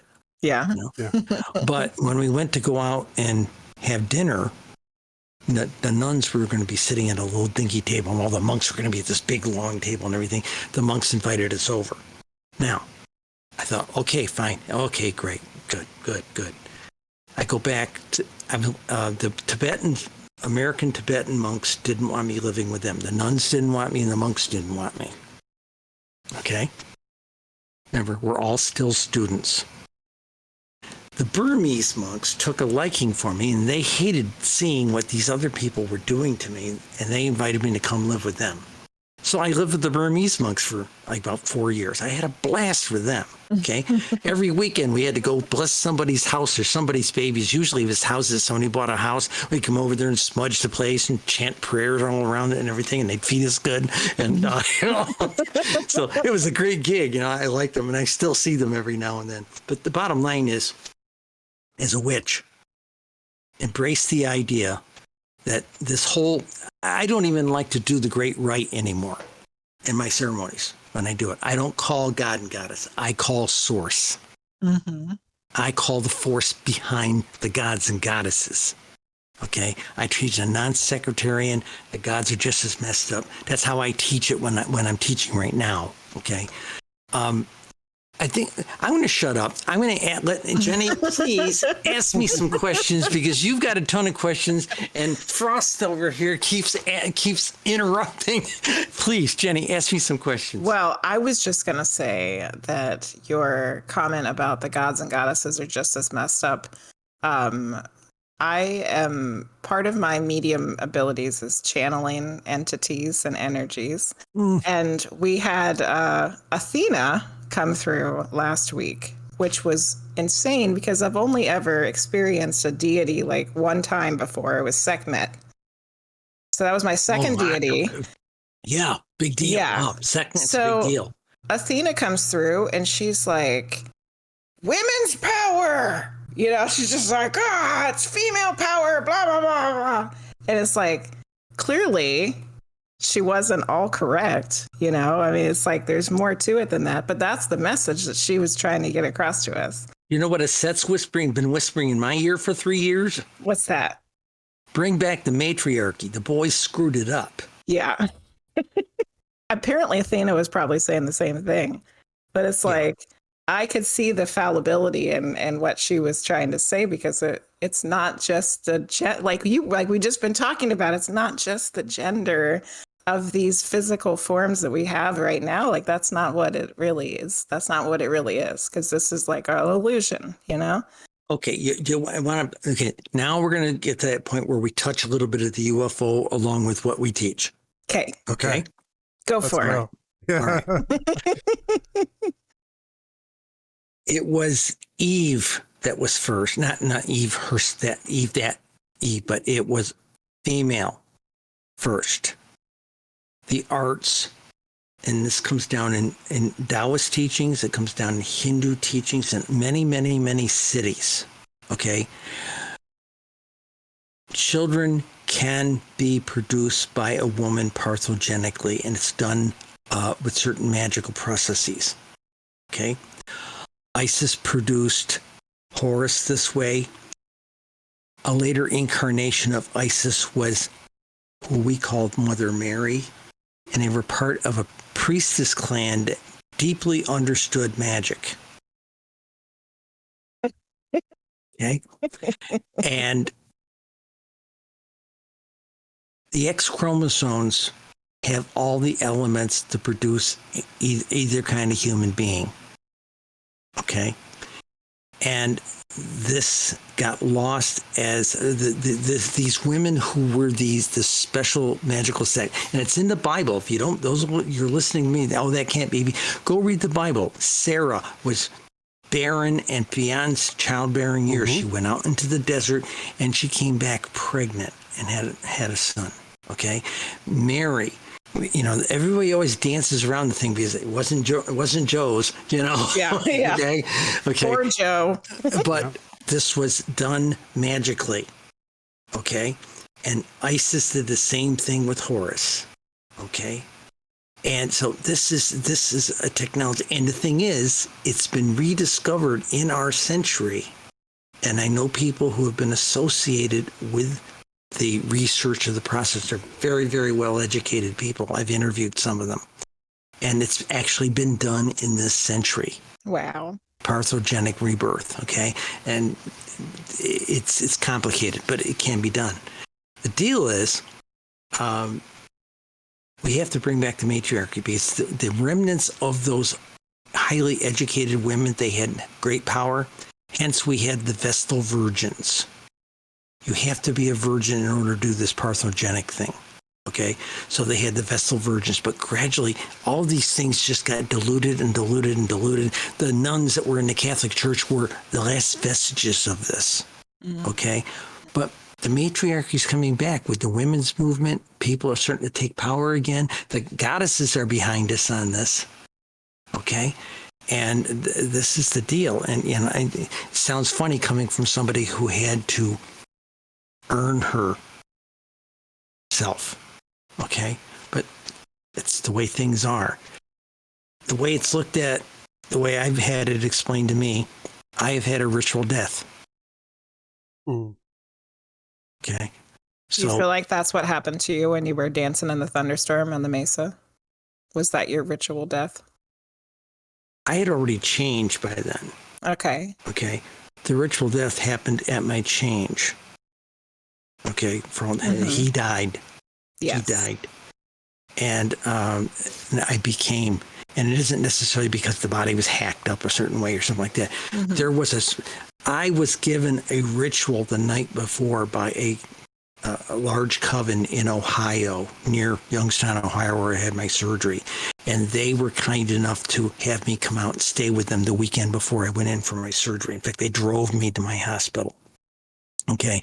And they did a rather large ceremony with me because at that point, sky-clad in the circle, I was both. I had been in hormones enough years. I was fully endowed breast-wise, and I still had a male phallus. So I was an embodiment of the unity being, so to speak. And they did a very big ritual around that. And then, in fact, they were the ones who visited me in the hospital the 10 days I was in the hospital. My own family wouldn't come to see me. They don't even talk to me now. So the deal is that was a ritual death for all intents and purposes for me. Mm-hmm. Okay, that ceremony at that point. Okay, and that's a big deal. And it was a year later. I was doing one of these. A lot of people touch witchcraft through like a free course or a $10 course somebody offered down at a little free university downtown. Where they taught like a one-night crash course in something, and I did one downtown DC. I did a bunch of them like that, but I did one downtown one night, and I asked the students, there were like 25, 30 of them in there. I said, I can do a circle here with all of you. And they all said, yes, please do that. So I did. And that particular night when I went to go invoke goddess, like everybody else at Rattle the Gardenarium, we were invoking all these Greek gods, Athena or, whatever. And Isis slipped off my lips. So I thought to myself, when I invoked her, I said, how did that happen? So I did some research and everything, called my father up, who's barely talking to me. I said, Dad, talk to me a little bit more about our ancestry on your side of the family. He told me we descend from Portuguese and Moorish pirates. I didn't think that was a fit, but okay. Maybe I come naturally to North African gods. Okay. A couple of years ago, I had my DNA done, Ancestry.com. Oh, baby. Not only are we Portuguese on my dad's side, we are Berber all through North Africa. Wow. So I come by it honestly from that standpoint. But the gods touch you in a certain way if you quiet yourself long enough to let them talk to you. Mm-hmm. And you hear priestesses joke about this. I make that joke about she left a voicemail message on my answering machine saying you're back in business, kid. For the people who are listening to this broadcast who don't really know that much about this, we don't bow down before our goddess. Our relationship is like an adult child to a parent. It's very loving, very giving. And sometimes when you really need a hug, it's only the goddess that's going to give you one. I love that. We just had a viewer come in who was upset because they're not understanding all the conversation. And she just said that she's Berber. Cool. Cool. Thank you. Thank you. I just touched your soul, baby. Yeah.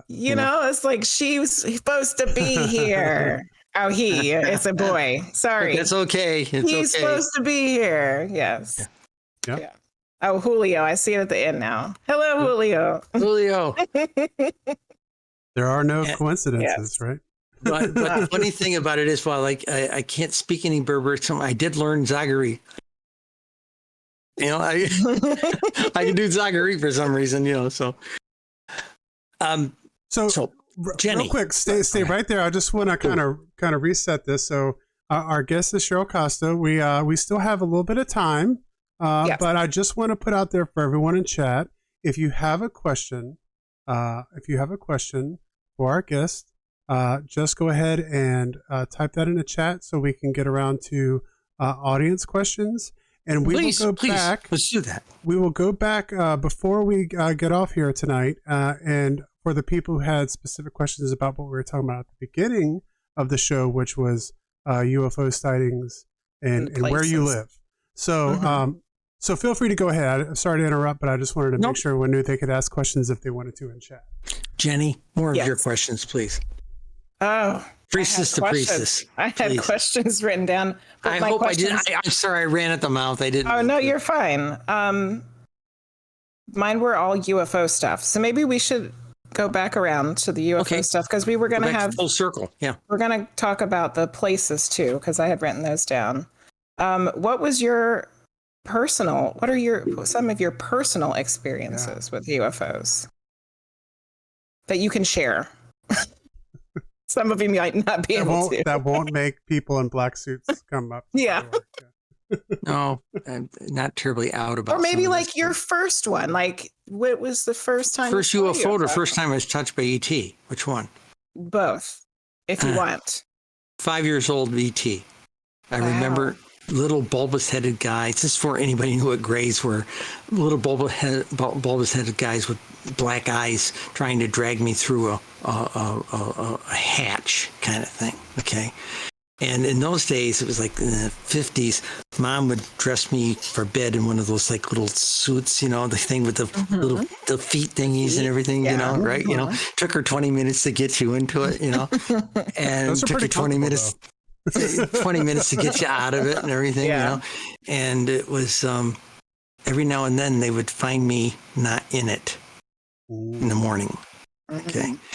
Didn't really make any connection to it until I was 14, and then I had a lost time event. Got grounded for a month because it was after dark when I got home, and it was many hours after dark when I got home, and got yelled at severely and all this kind of stuff. But that was my lost time event. I have predominantly screen memories. Okay. What screen memory is for your audience is you don't remember it, or you might remember a bird or a bat or something. You know, they somehow have a way to turn on images from your inborn genetic archetypes. Okay. And they turn it on psychically somehow. And all I really have was those. On the other hand, when I was courting my spouse, after remember I ran all those Buddhist temples or local centers. I had been released from my vows. My vows as a nun, so I was going back to white robes.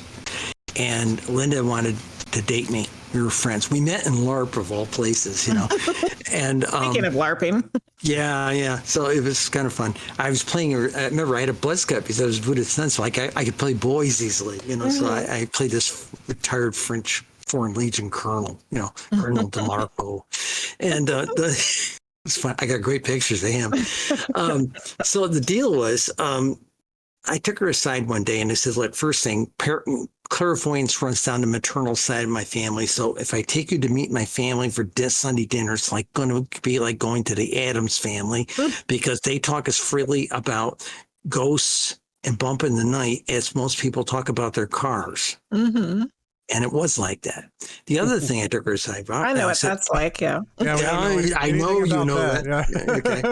And then the other thing I said to her is, look, I've been kind of banged around by these guys for a long time. So you may find me some days I've had some kind of, you'll get up in the night and you'll find me not in bed and I'm not in the apartment. And then you'll find black and blue marks on me a couple of days later, things like this. And he says, yeah. I says, I think it's ET. And she says, oh, I've been going to the National Freudian Society for years. I know all about that. You know, so we were a good fit at that point. Yeah.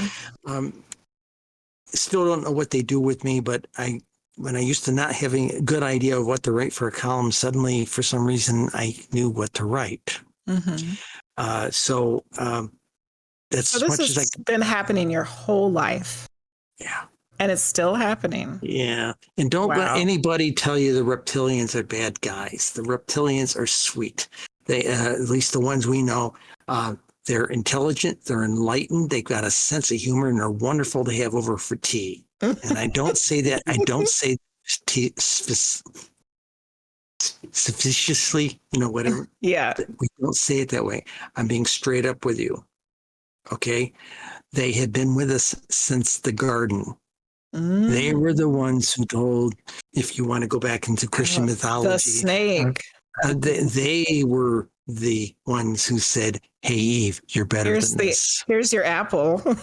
No, the apple was not apple. No, not that. It was beer.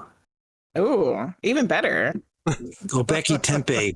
And I've got this from the Smithsonian researchers. Yeah. Göbekli Tepe, it was a gathering place for all the hunter-gatherer tribes. And men would go out there and hunt and everything, and they bring all the food back and all this meat back, and they would feast in all these different clan areas in Göbekli Tepe.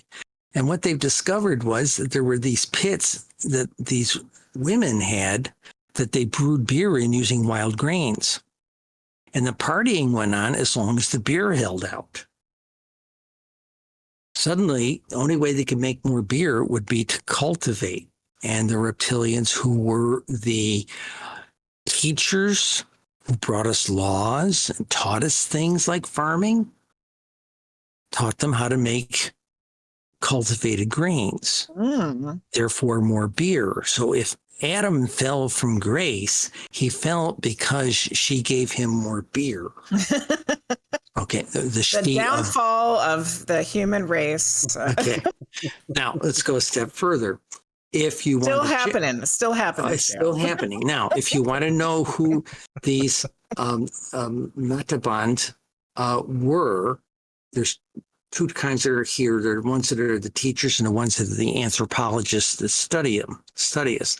The ones that were the teachers caught on to what their friend in Turkey did, what we'd call Turkey, Mesopotamia now. Mm-hmm. So if you look up the Sumerian goddess of beer, the Egyptian goddess of beer, the Mesopotamian goddess of beer, all the beer goddesses of that region, those are the names of the reptilian teachers that were here with you.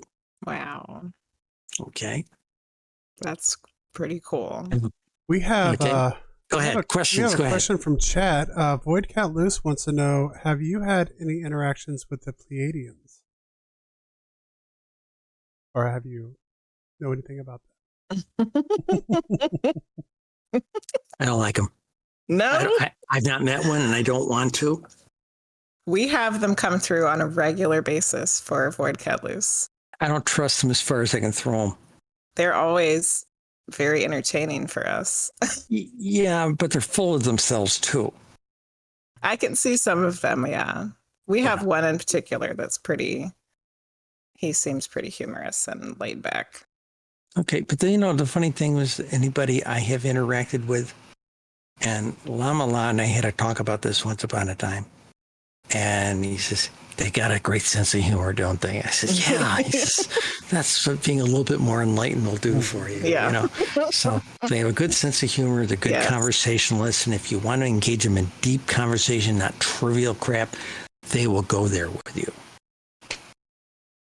I'm going to go back a ways for this question. This came from Keisha.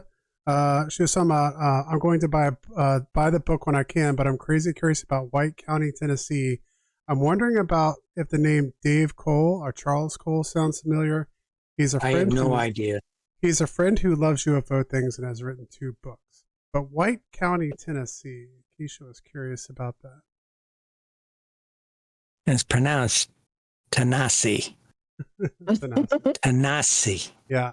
It's the proper pronunciation. Okay. You said Americans, we don't pronounce anything correctly. White County. White County's not in the top 20. Okay. Now you got to make more phone calls, Keisha. Keisha, if you go out onto Amazon, you'll find if you go in for Amazon in Amazon search and say UFOs in Tennessee and where to find them, you will find a book dedicated to Tennessee, and it goes right down to the zip code and village level. And if White County's had sightings, it will be in that book. I guarantee you. Awesome. Excellent. So here are some other ones to look up. Pennsylvania. That's easy. Pennsylvania's in the top 10. There you go. Right here by all alphabetical here. Okay. So let me go back to these, come before these. And almost there. Okay. I'll go back one. Again, I don't have all the state books myself. That's a lot of books. Yeah. It's a lot. Hang on. Pennsylvania. Come on. It's late. Yeah, it is. Way It's past good my night. bedtime. Hang on a minute here. Oh, come on. E. This is going to be hard. This is Nevada. Okay, New Hampshire, New Jersey, New Mexico, North Carolina. I know Pennsylvania's in here, baby. Yeah, I know it is there. No You're problem. almost So there. while you're looking that up, I just want to remind everybody, tomorrow we'll be having me and Jenny Lee will be doing our Friday stream. I'm looking forward to it. Yay. Back to some, for me, it'll be a escape to back to some normalcy Yeah. Okay. of hanging out on Pennsylvania. Friday. Excellent. All right. Pennsylvania. Ranks number 6 in the country for sightings. Number Wow. 6. There you go, Hoax. Over 20 years, it was 7,043 for 20 years, about 350 a year, about 30 a month, about 7 a week, and about 1 a day. And the top counties were Allegheny, Bucks, Philadelphia, Montgomery County, Chester County, Westmoreland County, Lancaster County, Berks County, and York County. Top cities: Philadelphia, Pittsburgh, Allentown, Erie, Reading, and Harrisburg, and Lancaster. Wow. Yeah, Do you mind, that's if you missed the beginning, obviously you'll be able to go back, and I'll put this up as podcast form this weekend. But basically, wherever you live in the United States, there's UFOs being seen. The statistics that we heard at the beginning of the show, hell of a lot of them. essentially, And there's a book for every single state. So if you go into Amazon and go into book search for Amazon and say UFOs in and the name of your state and where to find them, kind of like Fantastic Beasts and where to find them, UFOs in Pennsylvania and where to find them, or wherever you are, a book will come up for you, and it's dedicated to your state exclusively with detail down to the zip code and village level. Amazing. Is there any information as far as cataloging what kind of sighting they're having, like what objects looks like or anything like that? Okay, well, what will happen is if you get the book and then you go and you look up your county, you look up your zip code, and then here's the cities that are in your zip code, okay? And when you find your city, if they had sightings, what you'll find is there'll be a list of all the shapes that had been seen in 20 years there, and it goes across, and there's like 2001 through 2020, and it'll tell you how many they had that year of that shape. Now, it doesn't tell you where, okay, other than the fact that it was in your county or your village or whatever. Now, if your village is not in there, they never reported a sighting. Okay. In fact, when we plotted out by zip codes and things like that, you look at the average state, it looks like Swiss cheese. The places where they're being reported and the places where they're not being reported. So don't yell at me and give us a terrible review because a UFO wasn't reported in your village or your zip code. I can't help that. The people you in don't your report town them. report You don't report them. We can't count them. Yeah. I want to ask you, Cheryl. I won't go through the whole sighting because I've talked about it on here enough times for everyone. But I did have a sighting probably around the year 2000. But it was in Richmond, Virginia. And what I saw in the sky on the rooftop of a building in Richmond was like a blue boomerang, and it looked like a flame, like a blue flame, but it was shaped like a boomerang, and it hung in the sky. I sat there and watched it with a coworker, and it just stayed in the sky, not moving. And then all of a sudden, it just zipped away. Have you ever heard of a sighting that with that kind of detail? Boomerang. Yeah. Yeah. Now, color-wise, that's a perception thing based about the energy, whatever they're radiating. But boomerangs, lots of them. I've seen one. Actually, I've seen two of the boomerang ones. Okay, I saw one when I was 14, and I saw my wife and I saw one about 5 years ago. We have access to a cottage up in the Thousand Islands, and we were on the American side, and we saw this boomerang coming over from the Canadian side. and it had a whole row of lights on the bottom of it, kind of like the pictures you see from the Stephenson sighting back in the 50s and things. So, yeah, I've seen the boomerangs there. There's a lot of them out there. Neat. Well, we are just about hit that time. I still have about 50 questions I could ask, but we've been going for about 2 hours. Have me back sometime in the near future. We would love to. We'd love to come back and talk to y'all. Yes. We would love to have you back. Thank you so much for coming on the program. You only have 50 questions? I think I got about 1,000. I know tomorrow night, because Medium Jenny Lee does her stream tomorrow night, and everyone's going to be in there talking about this, and they'll be, I should have asked this, and I should have asked that. Yeah. And so they'll be ready. So write your questions down, people. Yeah. Next time we have Cheryl on, you can ask your questions. One thing, if a lot of people might want to come and try and join my Facebook group and things like this. For sure. I do scrutinize the people who I allow to friend in. Okay. So if they're really heavy into the fascist thing and all that stuff, I don't take them in. But most people are pretty gentle, and if you clearly your page, your postings look like somebody who's into witchcraft, I'll probably let you join. Awesome. Excellent. So yeah, go with the link has been up on top of the chat all night. If you're interested in your state, go buy the book. Go look up Cheryl Costa and try to see if you can make it into the group there. And if you want to study witchcraft, get this book, exactly. Magical Musings of a Rogue Witch. I'm very interested in your fictional book too.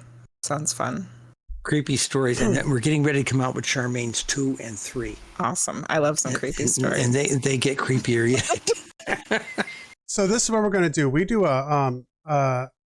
make it a little confusing. We do a false finish here. So we're going to end the podcast part, but then we're going to get ready. We'll still do a little bit on Twitch. So I'm going to go ahead and say goodbye to everyone listening to the podcast tonight. Thank you for coming in, and we will see you all next time.